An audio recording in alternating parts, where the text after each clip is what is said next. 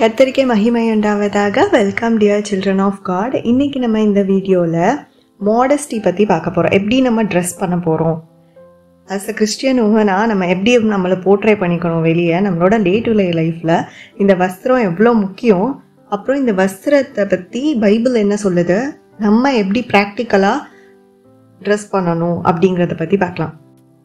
இது ஒரு கான்ட்ரவர்ஷியலான அப்புறம் ரொம்ப நார்மலான ஒரு டாபிக் கூட. நம்ம எல்லாருமே இதை பற்றி யோசிச்சுருக்கோம். நம்ம பேசிக் எசென்ஷியல்ஸ் ஆஃப் லைஃப்பில் வர்றது இந்த கிளாத்திங் ஒன்று, ஃபுட், கிளாத்திங், ஷெல்டர். இது மூணுமே மனுஷனுக்கு ரொம்ப முக்கியமான பேசிக்கான நீடாக இருக்குது.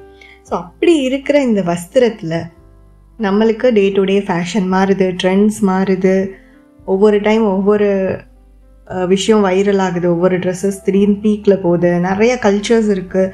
இது ரொம்ப ப்ராடான ஒரு சப்ஜெக்டாக இருக்குது. ஒவ்வொரு கல்ச்சரில் இந்த அளவுக்கு கிளாமராக ட்ரெஸ் பண்ணால் அது இன்டீசென்ட்டுன்னு பார்க்குறாங்க. இன்னொரு சில கல்ச்சரில் கொஞ்சம் ரிவீல் பண்ணால் அது இன்டீசென்ட்டுன்னு பார்க்குறாங்க. So it's a mixture of lot of things. But நம்ம பிப்ளிக்கலாக ஆண்டவர் நம்ம கிட்டே இருந்து என்ன எதிர்பார்க்குறாரு, பிகமிங் அ காட்லி விமனில் நம்ம முக்கியமாக பார்க்க வேண்டிய விஷயம், நம்ம எப்படி போர்ட்ரே பண்ணிக்கிறோம் டே டு டே லைஃப்பில், இந்த சொசைட்டிக்குள்ளே நம்ம எப்படி ட்ரெஸ்ஸிங் சென்ஸில் கவனம் செலுத்துகிறோம் அப்படிங்கிறது தான் பார்க்க போகிறோம். வெளியரங்கமான புறம்பான அலங்கரிப்பு பற்றி பேதுரு சொன்னது மாதிரியே தீமோத்தேயுல பவுல் சொல்லியிருக்கிறாரு. 1 தீமோத்தேயு 2வது அதிகாரம் 9வது 10வது வசனத்தில் சொல்லப்பட்டிருக்கு, ஸ்திரீகளும் மயிரை பின்னுவதிலாவது, பொன்னினாலாவது, முத்துக்களினாலாவது, விலையேற பெற்ற வஸ்திரங்களினாலாவது தங்களை அலங்கரியாமல் தகுதியான வஸ்திரங்களினாலும் நாணத்தினாலும் தெளிந்த புத்தியினாலும் தேவ பக்தியுள்ளவர்கள் என்று சொல்லிக் கொள்ளுகிற ஸ்திரீகளுக்கு ஏற்றபடியே நற்கிரியைகளினாலும் தங்களை அலங்கரிக்க வேண்டும். 1 Timothy chapter 2 verse 9 and 10. I also want the women to dress modestly with decency and propriety, adorning themselves not with elaborate hairstyles or gold or pearls or expensive clothes, but with good deeds appropriate for women who profess to worship God. இதில் ட்ரெஸ்ஸிங்கை தவிர இன்னும் பல விஷயங்கள் இந்த வசனங்களில் குறிக்கப்பட்டிருக்கு. But நம்ம இன்றைக்கி dressing பற்றி மட்டும் குறிப்பாக பார்க்கணும். இதில் என்ன சொல்கிறாருன்னா, விலையேற பெற்ற வஸ்திரத்தை நீங்கள் தரிக்கிறத பார்க்கணும், நீங்கள் தகுதியுள்ள வஸ்திரம் தரிச்சுக்கோங்க அப்படின்னு சொல்லப்பட்டிருக்கு. ஸ்பிரிச்சுவலாக இந்த வஸ்திரத்துக்கு எவ்வளோ பெரிய மீனிங் இருக்குது அப்படிங்கிறத நான் பார்த்து எனக்கு ரொம்ப ஆச்சரியமாக இருந்தது. ஸோ ஃபஸ்ட்டு நம்ம ஸ்பிரிச்சுவலாகவே ஸ்டார்ட் பண்ணிடலாம். முதல்ல ஆதியாகமில் ஆண்டவர் ஆதாமையும் ஏவாளையும் படைச்சப்போ அவங்க நிர்வாணிகளாக இருந்தும் வெக்கப்படாது இருந்தாங்க. விச் மீன்ஸ் ஏன்னா அவங்கள சுற்றி ஆண்டவரோட மகிமை சூழ்ந்திருந்ததுனால.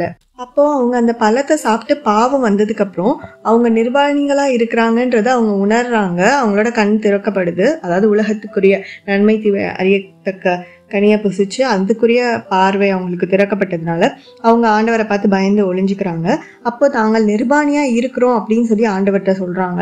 ஸோ அப்போ ஆண்டவர் கேட்குறாரு, நீங்கள் நிர்வாணிகளாக இருக்கிறீங்கன்னு உங்களுக்கு சொன்னது யார் அப்படின்னு சொல்லிட்டு. அப்போ நம்மளுக்கு தெரியும், இப்போ பிசாசு வஞ்சித்தது, சர்ப்பம் வஞ்சித்ததுன்னு ஏவாள் சொல்கிறாங்க, அதான் சொல்கிறாங்க. அப்போ ஆண்டவர் ஆதியாகமம் 3வது அதிகாரம் 21வது வசனத்தில் தேவன் தோல் உடைகளை உண்டாக்கி அவர்களுக்கு உடுத்தினார் அப்படின்னு போட்டிருக்கு.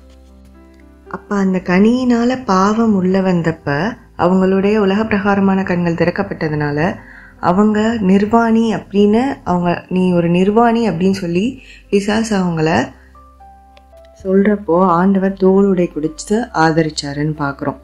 இந்த வஸ்திரத்தை குறித்து ஸ்பிரிச்சுவல் மீனிங் பயங்கர டீப்பாக இருக்குது. இப்போ ஆதியாகமம் முதல் 2-3 அதிகாரத்தில் வந்தது மாதிரியே வெளிப்படுத்தின விஷயத்தில் கடைசியில் ஆண்டவர் நம்ம ரட்சிக்கப்பட்டவங்களுக்கு கொடுக்குற ஜட்ஜ்மெண்ட்டுக்கு வெளிப்படுத்துதல் 19வது அதிகாரம் 8வது வசனத்தில் மெல்லிய வஸ்திரம் கொடுக்குறாரு அப்படின்னு போட்டிருக்காரு.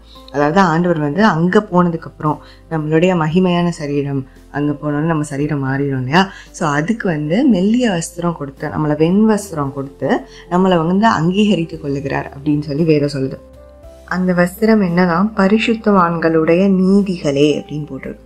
அப்போ நீதின்றது யாரு? Jesus Christ. ஆதாம் ஏவாளில் ஆரம்பித்த இந்த நிர்வாணப்படுத்துறதும் ஆண்டவர் உடை கொடுத்து மூடுறதும் தொடர்ந்து வந்துக்கிட்டே இருக்கு. அடுத்து நோவாவின் காலத்தில் ஆதியாகமம் 9வது அதிகாரம் 21வது வசனத்தில் நோவா வஸ்திரம் விலகி படுத்திருக்கிறாரு. அப்போது சேமும் யாபேத்தும் நிர்வாணத்தை மூடுறாங்க. ஆதியாகமம் 9வது அதிகாரம் 23வது வசனத்தில் சொல்லப்பட்டிருக்கு. அப்போ நிர்வாணத்தை மூடுகிறவங்க தான் தேவ சுபாவம் உடையவர்கள் அப்படின்னு பார்க்குறோம். அப்போ ஒருத்தவங்களை நிர்வாணப்படுத்துறதும் அவங்கள அசிங்கப்படுத்துறதும் யாருடைய சுபாவம்? பிசாசினுடைய சுபாவம். நோவாக்கு அடுத்தபடியா ஆதியாகமம் 24வது அதிகாரம் 53வது வசனத்துல எலியேசர் ஆப்ரஹாமோட வேலைக்காரனால எலியேசர் ஈசாக்குக்கு பெண் பார்க்க போறாரு இல்லையா? அப்போ ரெபேக்காவை பார்த்தோன்னே அவங்க தான் கன்ஃபார்ம் ஆனவனே அவங்களுக்கு வஸ்திரம் கொடுக்குறாரு. அதே வஸ்திரத்தை ஆதியாகமம் 27வது அதிகாரம் 15வது வசனத்துல ரெபேக்கா ஏசா கிட்ட இருந்து யாக்கோபுக்கு வாங்கி கொடுக்குறாங்க.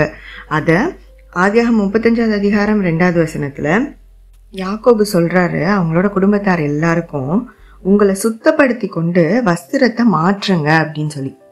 அப்ப இதன் மூலமா நம்மளுக்கு ஆவிக்குரிய அர்த்தம் புரியுது. நம்மளுடைய ரட்சிப்பு ஏசப்பாவை நம்ம எப்போ அணிஞ்சுக்கிறோமோ, நம்மளோட பாவங்கள் சுத்திகரிக்கப்பட்டு நம்ம எப்போ ஏசப்பாவை அணிஞ்சுக்கிறோமோ அதுதான் நம்மளுக்கு ரட்சிப்பின் உடையா இருக்கு. அப்ப பிசாசு ஆதியில நிர்வாணப்படுத்தினதை நம்ம இப்ப ஏசு கிறிஸ்துவ ரட்சிப்பை அணிந்து கொள்ளும் போது இது ஏசா கிட்ட இருந்து யாக்கோபுக்கு வருது. அப்ப யாக்கோபு மூலியமா தான் சந்ததி உருவாகணும்ன்றது தேவ திட்டம். அதுக்கப்புறம் என்ன ஆகுதுன்னா ஆதியாகமம் 39வது அதிகாரம் 12வது வசனத்துல யோசேப்பை அவங்க பார்வோனுடைய மனைவி அவங்க கூப்பிடும்போது அவரோட வஸ்திரத்தை விட்டுட்டு ஓடிட்டாரு அப்படின்னு பார்க்குறோம். அப்போ இங்கேயும் அந்த பிசாசினுடைய காரியம் நடக்கும்போது வஸ்திரம் பிடுங்கப்படுது. வஸ்திரத்தை விட்டுட்டு அவர் ஓடிட்டாரு. அதுக்கப்புறம் அவர் யோசேப் மேலே குற்றம் இல்லை. யோசேப் அந்த பெரிய கனவு சொப்பனத்துக்கெலாம் அர்த்தம் சொல்லி போத்திபா அந்த பார்வோனுடைய கனவுக்கு அர்த்தம் சொல்வார் இல்லையா? அப்போ அவரை ஜெயிலிருந்து கூட்டிகிட்டு வந்த உடனே இவர் அந்த அர்த்தத்தை தேவன் கொடுத்த ஆவியின் மூலமா வெளிப்படுத்தும் போது இவருக்கு மெல்லிய வஸ்திரம் உடுத்தினா, முத்திர மோதிரத்தை கொடுத்து வெள்ளிய வஸ்திரம் உடுத்தினான்னு சொல்லி ஆதியாகமம் 41வது அதிகாரம் 42வது வசனத்துல இருக்கு.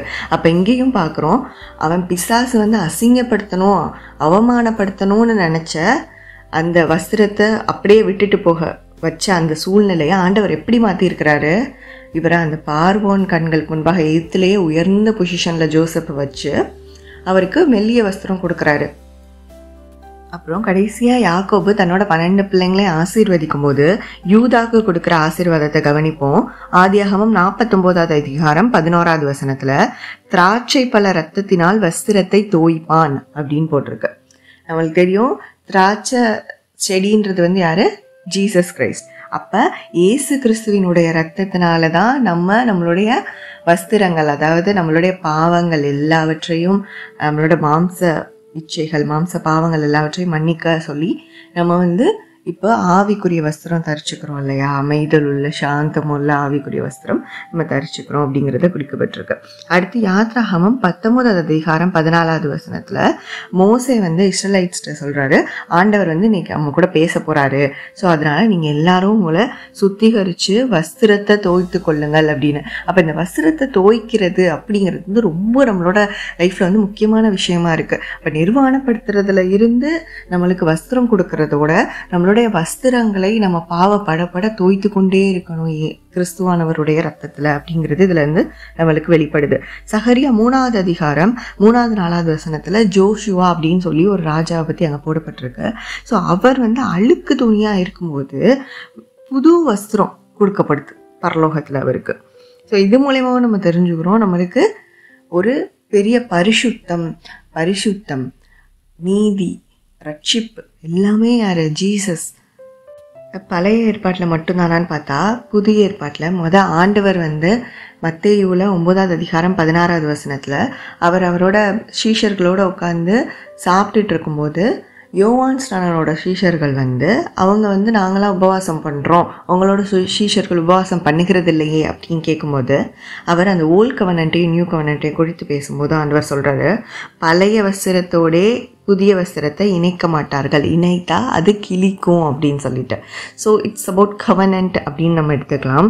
மத்தேயு 9வது அதிகாரம் 21வது வசனத்தில் பார்க்குறோம், அந்த பெரும்பாடுள்ள ஸ்திரீ எதை தொட்டு ரட்சிக்கப்பட்டாங்க, குணமாக்கப்பட்டாங்க? ஆண்டவருடைய வஸ்திரத்தின் ஓரத்தை தொட்டு குணமாக்கப்பட்டாங்க. அப்போ அந்த வஸ்திரத்துக்குள்ளே வந்து இவ்வளவு ஆவிக்குரிய விஷயங்கள் இருக்குது அப்படிங்கிறத நம்மளுக்கு கிளியராக புரியுது. மத்தேயு 17வது அதிகாரம் 2வது வசனத்தில் ஏசப்பா அந்த மறுரூபமலை அனுபவத்தில் இருக்கும்போது அவரோட வஸ்திரம் வந்து வெளிச்சத்தை போல வெண்மையாக இருந்தது அப்படின்னு போடப்பட்டிருக்கு. அது மாதிரி கல்யாண வஸ்திரம் பற்றி ஒரு உவமை பார்க்குறோம் நம்ம மத்தேயு 22வது அதிகாரத்தில் இருக்குது. அதில் கல்யாண வஸ்திரம் தரித்திராத யாருமே வந்து அந்த கல்யாண வீட்டுக்குள்ளே பிரவேசிக்க முடியாதுன்னு போட்டிருக்கு. இப்போ அந்த கல்யாண வஸ்திரம் அப்படிங்கிறது என்னது? நம்ம ஆண்டவருக்குள்ளே நம்ம வந்து ஆண்டவருக்குள்ள நிலையா நின்று நம்மளுடைய பாவங்கள் அடுத்தடுத்து கழுவப்பட்டு கொண்டே வந்து நம்ம இன்னும் பரிசுத்தரை பார்க்குறவங்க, நீ பரிசுத்தமாக இருக்கிறவன் இன்னும் பரிசுத்தமாக இருக்கு, நான் பரிசுத்தர், அதனால் நீங்கள் உங்கள் நடக்கையில் எல்லாவற்றிலும் பரிசுத்தமாக இருங்கள்னு சொல்லப்பட்டிருக்கிறது போல் மறுபடியும் பரிசுத்தமாக இன்னும் அதிகமாக பரிசுத்தமாக இருக்கணும். எல்லா காரியங்கள் நடக்கைகளையும் உடுக்கிற உடையிலையும் நம்மளுடைய சிந்தைகளிலையும் வார்த்தைகளிலும் எல்லாவற்றிலும் பரிசுத்தம் தேவை அப்படிங்கிறத இதில் பார்க்குறோம். அடுத்து மார்க் 5வது அதிகாரம் 15வது வசனத்தில் அந்த பிசாசு பிடிச்சிருந்த அந்த ரேகியோன்னு சொல்லி நிறைய பிசாசு பிடிச்சிருந்த ஒருத்தவன் வந்து ஆடை விலகி தான் அவன் இருந்தான். ஆனால் ஆண்டவர் வந்து அவனை வந்து பன்னிகளுக்குள்ளே அந்த பிசாசு அனுப்பிச்சதுக்கப்புறம் அவன் மற்ற சீஷர்கள் அந்த ஊர்க்காரங்களாம் வந்து பார்க்கும்போது அவன் வந்து ட்ரெஸ் அணிஞ்சு ஆண்டவருடைய பாதத்தில் உட்கார்ந்துருக்கதை பார்த்து பயந்தாங்க அப்படின்னு சொல்லி போடப்பட்டிருக்கு. அப்போ ஏசப்பாவை அறிஞ்சு கொள்றதுக்கு முன்னாடி வரைக்கும் நம்ம எப்படி வேணால் இருந்திருக்கலாம். நம்ம வாழ்க்கை நம்ம வந்து பாவத்தில் புரண்டு இருந்திருப்போம், எத்தனையோ தேவையில்லாத விஷயங்களுக்கு இடம் கொடுத்து வச்சுருப்போம். ஸோ இது மூலயமா நம்மளோட வாழ்க்கையில் அவமானங்களையும் நிந்தைகளையும் பிசாசு கொண்டு வந்திருக்கலாம், நம்மளை வந்து நிர்வாணப்படுத்தணுன்ற ஒரு எண்ணத்தில் கொண்டு வந்திருக்கலாம். ஆனால் நம்ம என்னைக்கு தேவனை பற்றி கொண்டோமோ அன்னைக்குலேருந்து ஆண்டவர் வந்து நம்மளுக்கு ஒரு வஸ்திரம் கொடுத்துருக்கிறாரு, ரட்சிப்பின் வஸ்திரம். அந்த வஸ்திரத்தை நம்ம பாலாக போகாமல், அது தொய்யலாக்காமல், அது கரைபடாமல் அடிக்கடி ஆண்டவருடைய ரத்தத்தில் நம்ம கழுவி கொண்டே இருக்கணும். அடிக்கடி நம்ம வந்து பாவத்தில் விழாதபடிக்கு நம்ம சுத்திகரிக்கப்பட்டு கொண்டே இருக்கணும், பரிசுத்தமாகிக்கொண்டே இருக்கணும். மார்க் 15வது அதிகாரம் 24வது வசனத்தில் கடைசியாக இயேசு கிறிஸ்துவினுடைய வஸ்திரத்துக்கு சீட்டு போட்டாங்கன்னு பார்க்குறோம். அந்த வஸ்திரத்தை தொட்டு பல பேர் குணமடைஞ்சிருக்காங்க, பல பேர் சுத்தமாக இருக்கிறாங்க. இப்போது இதெல்லாம் ஸ்பிரிச்சுவல் மீனிங்காக நம்ம பார்த்தோம். இன்னொரு விஷயம், இப்போ ஸ்திரீகளுக்கு வஸ்திரம், நம்ம வந்து இப்போ விமன் பற்றி பேசுகிறனால உமன் வந்து எப்படி ட்ரெஸ் பண்ணணும் அப்படின்னு பார்க்கும்போது நம்ம ப்ராவர்ப்ஸ் 31 விமனில் அவங்க வந்து மெல்லிய புடவையும் ரத்தாம்பரமும் அவள் உடுப்பு அப்படின்னு சொல்லி 31வது நீதிமொழிகள் 31 22வது வசனத்தில் போட்டிருக்கு. இந்த மெல்லிய புடவை அப்படிங்கிறத வந்து நம்ம பார்த்தோம். நம்ம கடைசியில் வந்து ஆண்டவர் வந்து ஜெயங்கொள்ளுகிறவனுக்கு வெண்வஸ்திரம் தருவேன், அவனுக்கு வந்து மெல்லிய வஸ்திரம் அவங்களுக்கு கொடுக்கப்படும், அது பரிசுத்தவான்களுடைய நீதிகளேன்னு பார்த்தோம். இங்கே மெல்லிய புடவை, இன்னொன்று ரத்தாம்பரம்னு போட்டிருக்கு. இந்த ரத்தாம்பரம் அப்படிங்கிறதுக்கு வந்து ரொம்ப பெரிய ஒரு நிறையா பேர் யூஸ் பண்ணுற அந்த பிப்ளிக்கல் டைம்ஸில் எல்லாராலையும் யூஸ் பண்ணப்படுற ஒரு ட்ரெஸ்ஸாக இருந்திருக்கு. இது வந்து ராயல்ட்டியை குறிக்கிற ஒரு ட்ரெஸ், ஒரு பர்பிள் அப்படின்னு இங்கிலீஷில் போட்டிருக்கு. ஸோ இந்த ரத்தாம்பரத்துக்குள்ளே பார்த்தோன்னா இதை யார் யூஸ் பண்ணுறாங்கன்னா, எப்போவுமே நம்ம பார்த்துருக்கோம் ஆண்டவருக்குரிய காரியங்களை வந்து பிசாசு அப்படியே கவுண்டர்ஃபைட் பண்ணுவான், அதாவது காப்பி அடிக்க ட்ரை பண்ணுவான். ஸோ சேம் வே இதை வந்து ஆண்டவர் வந்து ஆசரிப்பு கூடாரத்தை பற்றியும் அவங்களுக்கு ஆசாரியர்களுக்கு கொடுக்க வேண்டிய காரியங்களை பற்றியும் மோசைக்கிட்ட சொல்லும்போது அந்த ஆசரிப்பு கூடாரத்துலேயும் தேவனுடைய ஆலயத்துலேயும் இந்த ரத்தாம்பர நூலை வந்து ஆண்டவரோட திரச்சீலையா அவரோட அந்த கிருபாசனத்துக்கு முன்பாக ஆண்டவர் வந்து இதையும் ஒரு வைக்க சொல்லுவார். ஸோ அது மட்டும் இல்லாமல் ஆசாரியர்களுடைய அந்த யூனிஃபார்ம் இருக்கும் இல்லையா, ஸோ அதுலேயும் இந்த அவங்களோட மார்பதக்கம் அப்புறம் வந்து அதுக்கெலாம் வந்து இந்த ரத்தாம்பரத்தை வந்து வைக்க சொல்லுவார். ஸோ இது வந்து ஆசாரியர்களோட உடையிலையும் இந்த ரத்தாம்பரம் அப்படிங்கிறது இருந்திருக்கு.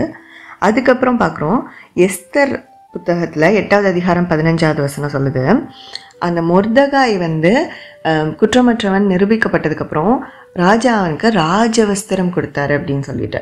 ஸோ அந்த ராஜவஸ்திரத்தில் வந்து இந்த ரத்தாம்பரம் அப்படின்னும் சொல்லப்பட்டிருக்கு. அப்போ ஆண்டவர் வந்து இந்த ராயலான இந்த ஒரு ட்ரெஸ்ஸை வந்து பிப்ளிக்கல் டைம்ஸில் வந்து யாருக்கு கொடுக்கணும் அப்படின்னு சொல்லி வச்சிருக்கிறாரு அப்படின்னா ஆசாரியர்களுக்கும் ராஜாக்களுக்கும். நம்ம எல்லாரும் இப்போ கிறிஸ்துவுக்குள்ளே என்னமா அழைக்கப்பட்டிருக்கோம்னு சொல்லப்பட்டிருக்கு, ஆசாரியர்களும் ராஜாக்களுமாய் அழைக்கப்பட்டிருக்கும். ஸோ இந்த ரத்தாம்பரமும் நம்மளுக்காக கொடுக்கப்பட்டது தான். அதாவது இந்த ராயலான ட்ரெஸ்ஸும் நம்மளுக்கு கொடுக்கப்பட்டது தான். இந்த பக்கம் ரட்சிப்பின் உடையாகிய மெல்லிய வஸ்திரமும் நம்மளுக்கு கொடுக்கப்பட்டது தான்.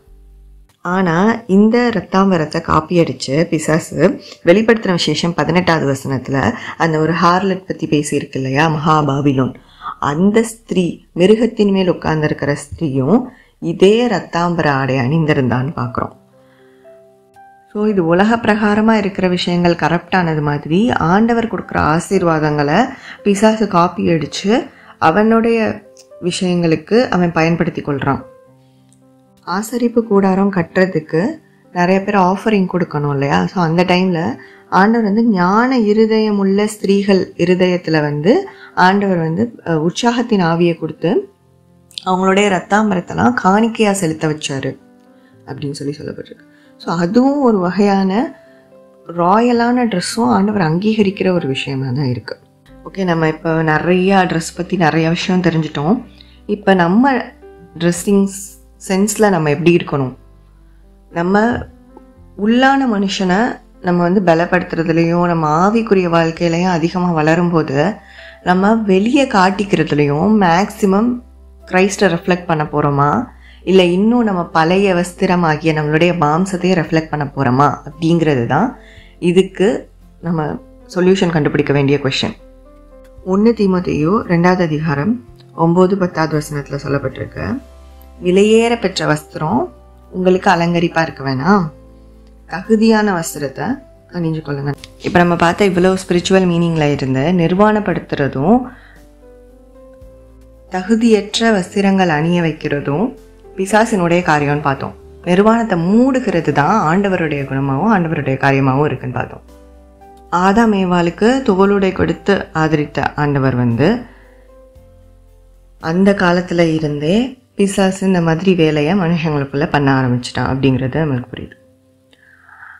3000 BC அந்த 5th century ஏரியா அந்த டைம்லையே நிறைய கிளாமரஸான ட்ரெஸ்ஸஸ்லாம் வர ஆரம்பிச்சிச்சு. எக்ஸாம்பிள் அந்த டைமில் விமன்லாம் அந்த ஈஜிப்ட், மிடில் ஏஷியா அந்த சைட்லாம் என்ன மாதிரி ட்ரெஸ்ஸிங் பண்ணியிருக்காங்க அப்படின்னா எல்லாம் லினன் கவுன்ஸு, சிட்டான்ஸ் அந்த மாதிரி ட்ரெஸ்ஸஸ் பண்ணியிருக்காங்க. ஸோ இதுலையே அது டோட்டலாக ஒரு கவுன் தான், பட் அதுலேயே சில கிளாமரஸான item like deep V neck வைக்கிறது, அப்புறம் ஷார்ட்டாக வைக்கிறது, ரொம்ப ஸ்லீவ்லெஸ் பண்ணுறது. ஸோ அந்த மாதிரி நம்ம பார்த்துருக்கோம். அதே மாதிரி நம்ம தமிழ் கல்ச்சர்லையுமே முந்திலாம் பார்த்தோன்னா ட்ரெஸ்ஸஸ் ட்ரெஸ்ஸிங் டைப்ஸை டிஃப்ரெண்ட்டாக இருந்தது. ப்ளஸ் கல்ச்சர் படியும் ஒன்று ஒன்று மாறும். ஆனால் நம்ம இந்த கல்ச்சர் ஒவ்வொரு நாட்டிலையும் எப்படி இது பண்ணுறாங்க, ட்ரெஸ் போடுறாங்க, அவங்க போடுறாங்க, நம்ம போடல, இந்த எல்லா விஷயத்தையும் தள்ளி வச்சுட்டு இப்போ நம்ம ஸ்பிரிச்சுவலாக பார்த்த மீனிங் படி நம்ம எப்போ ஆண்டவருக்குள்ளே வந்திருக்கோமோ நம்மளுக்கு ரட்சிப்பின் வஸ்திரம் ஆண்டவர் கொடுத்துருக்குறாரு. அதை நம்ம மதிக்கிறவங்களா தகுதியுள்ள ஆடை நம்ம அணிஞ்சுக்கணும், அவ்வளோதான். அப்போது அந்த தகுதியுள்ள ஆடை அப்படின்னா என்னதான் மீனிங்? ரொம்ப ராயலான ஆடையா அப்படின்னா அப்படி கிடையாது. தகுதியுள்ள ஆடை அப்படின்னு பார்க்கும்போது நம்ம இதில் 3 விஷயத்த பார்க்கலாம். மாடஸ்டி, அப்புறம் டீசன்சி, அப்புறம் ப்ரொபியாரிட்டி. ஸோ இந்த மாடஸ்டின்னு பார்க்கும்போது நம்ம மனத்தாழ்மையின் ஆவி, அதாவது நம்ம ஆவிக்குரிய மனுஷனை நம்ம வெளிக்கொண்டு வரோம்.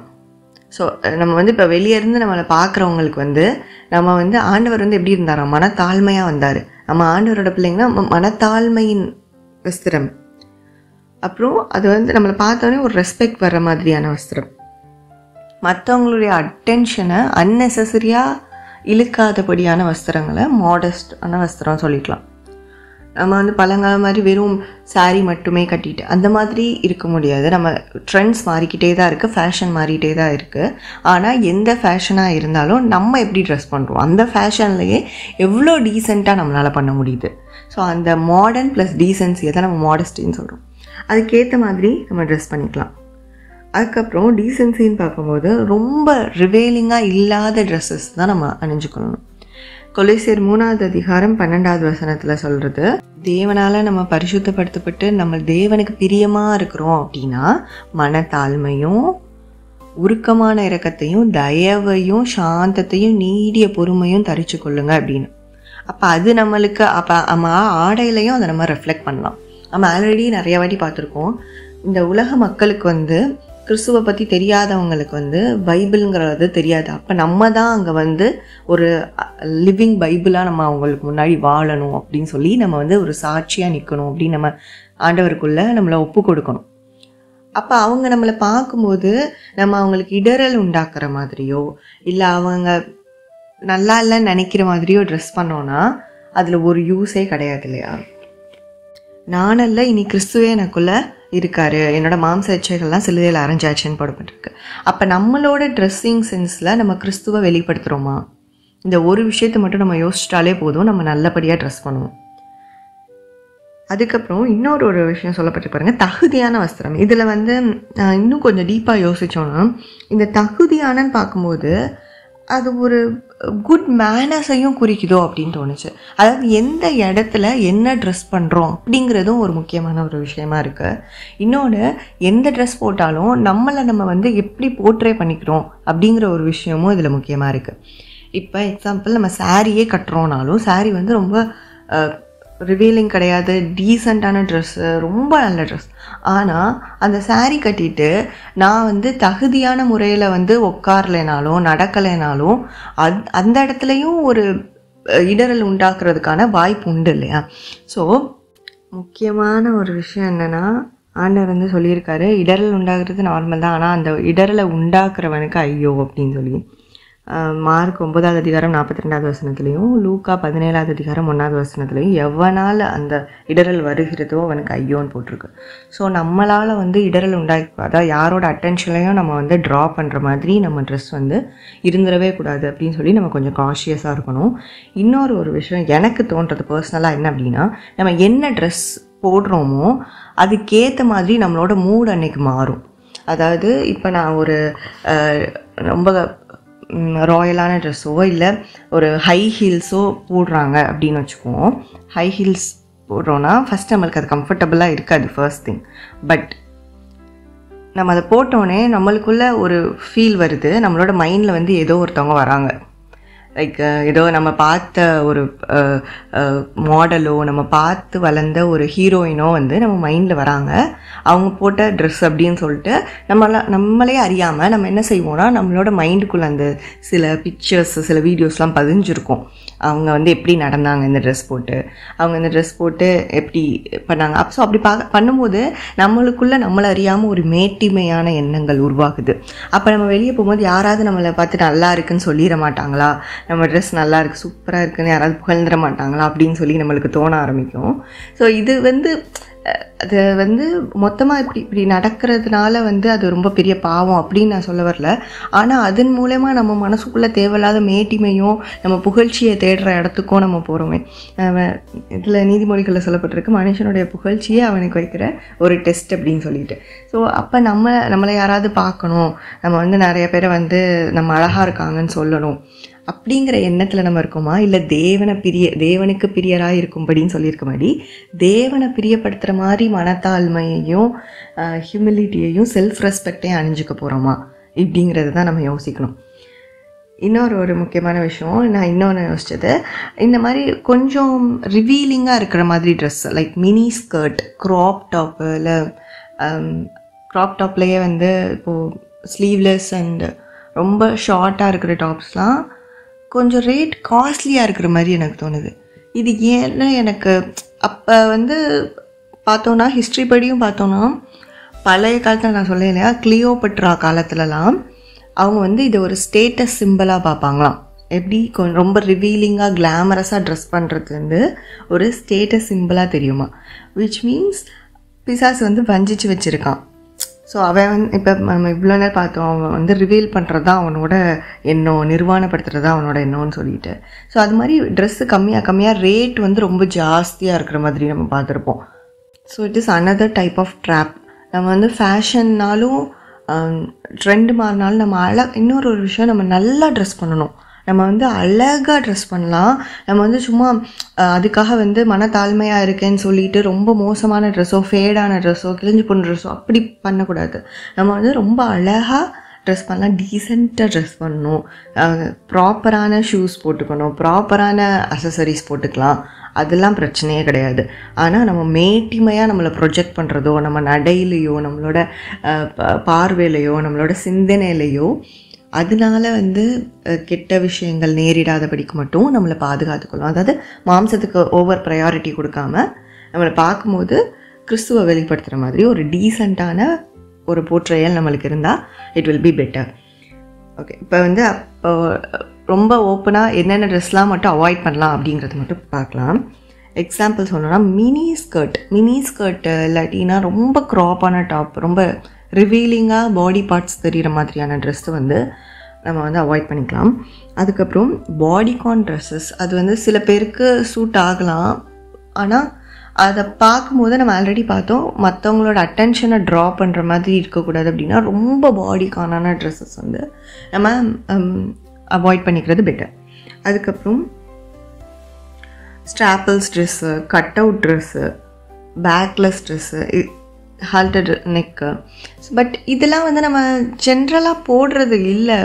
பட் ஒரு சில டைமில் இது ரொம்ப ஃபேஷன், ரொம்ப நார்மல் அப்படின்னு சொல்லிட்டு இப்போது நம்ம ஆன்லைன் ஷாப்பிங் அடிக்ஷனுக்கு வேறு மாறிக்கிட்டே வரும். அந்த ட்ரெண்ட் வந்துகிட்டே இருக்குது. ஸோ அப்படி பார்க்கும்போது அந்த டைமில் ஏதாவது ஆஃபர்னு வந்துருச்சுன்னா, ஸோ ஓகே விலை கம்மியாக இருக்குது வாங்கிடலாம் அப்படின்னு சொல்லிட்டு வாங்கிடுறோம். அப்படி வாங்கிட்டோன்றதுக்காகவே சில ட்ரெஸ்லாம் போட வேண்டியதாக இருக்குது. ஸோ அந்த ட்ரெஸ் எதுவாக இருந்தாலும் நாட் மச் ரிவீலிங்காக நம்ம ஃபோக்கஸ்டாக இருந்து ஓடும்போது தான் it will be a better life. நம்ம ஹோலியாக இருக்கிறவங்க இன்னும் ஹோலியாக இருங்கன்னு வேதம் சொல்லியிருக்கு. இதெல்லாம் பாவ கணக்கில் வருமா, ரொம்ப இது கணக்கில் வருமானு பார்த்தோன்னா மற்றவங்களுக்கு இடரல் உண்டாக்குற மாதிரி இருக்கக்கூடாதுன்னு ஜீசஸ் சொல்கிறாங்க. அதுபோக நம்ம மற்றவங்களுக்கு ஜீசஸை ப்ரொஜெக்ட் பண்ணணும். நம்ம ஆண்டவருடைய அன்பை வெளிப்படுத்துகிறவங்களா, ஆண்டவரை பிரியப்படுத்துகிறவங்களா இருக்கணும் அப்படின்னு நினச்சோன்னா நம்ம இந்த 3 விஷயத்தையும் ஃபாலோ பண்ணி ஆகணும். ஃபைனலி வெளிப்படுத்துதல் 16வது அதிகாரம் 15வது வசனம், இதோ திருடனை போல வருகிறேன், நிர்வாணமாய் நடவாமல் வஸ்திரத்தை காத்து கொண்டு நடக்கணும் அப்படின்னு சொல்லி போட்டிருக்கு. ஸோ இது நிர்வாணம் சொல்கிறது ஆண்டவருடைய ரட்சிப்பு, பரிசுத்தம், நீதி இல்லாமல் வாழ்கிறது. இந்த வாழ்க்கை நம்மளுக்கு தேவையில்லை. எபேசியர் 6வது அதிகாரத்தில் சொல்லியிருக்கிற மாதிரி நம்மளுக்கு ஆண்டவர் ஷீல்டு, வஸ்திரங்கள், ஆவிக்குரிய சர்வாயுத வர்க்கத்தை நம்மளுக்கு கொடுத்துருக்காரு. We have to wear the full armor of God in everywhere we go, whatever we do. பிசாசின் தந்திரங்களுக்கு நம்ம எதிர்த்து நிற்கணும்னா நம்ம ஆவிக்குரிய அந்த வஸ்திரத்தை கையில் எடுக்கணும்.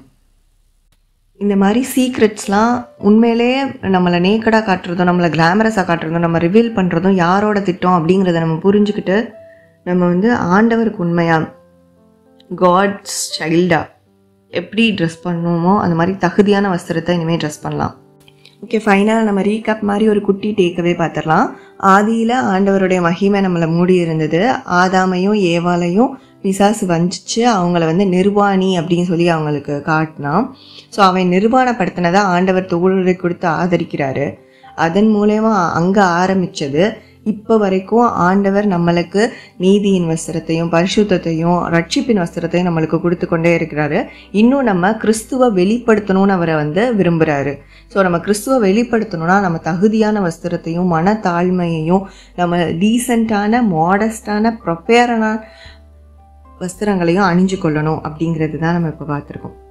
ஏன்னா ஜெயம் கொள்ளுகிறவன் அவனுக்கு வெண் வஸ்திரம் கொடுப்பேன்னு சொல்லப்பட்டிருக்கு. ஆட்டுக்குட்டியானவருடைய ரத்தத்தில் நம்மளோட வஸ்திரத்தை தோய்க்கும் போது நம்ம ஜெயம் கொள்ளுகிறவங்களா மாறுவோம், ஜீவ கிரீடத்தை பெற்றுக்கொள்வோம். நம்ம பரிசுத்தமாக இருக்கிறவன் இன்னும் பரிசுத்தமாக இருக்கட்டும், இதோ சீக்கிரமாக வருகிறேன், அவனவனுக்குரிய கிரியைகளுக்கான பலன் என்னோட வருகிறதுன்னு தேவன் சொல்லியிருக்கிறாரு. நம்ம எடுக்கிற இந்த சின்ன சின்ன முயற்சியும் நம்மளோட வாழ்க்கையில் எடுக்கிற இந்த சின்ன சின்ன மாற்றங்களுக்கும் நிச்சயமாக ஆண்டவர் ஒரு ஆசீர்வாதத்தை கட்டளையிடுவாருன்னு நான் விசுவாசிக்கிறேன். இந்த வீடியோ உங்களுக்கு யூஸ்ஃபுல்லாக இருந்தால் தேவைப்படுறவங்களுக்கு ஷேர் பண்ணுங்கள். கர்த்தர் நம்மை நினைத்திருக்கிறார், அவர் ஆசீர்வதிப்பார். கர்த்தருடைய சமாதானம் நம்ம எல்லோருக்கூடையும் இருப்பதாக. ஆமென். God bless you all.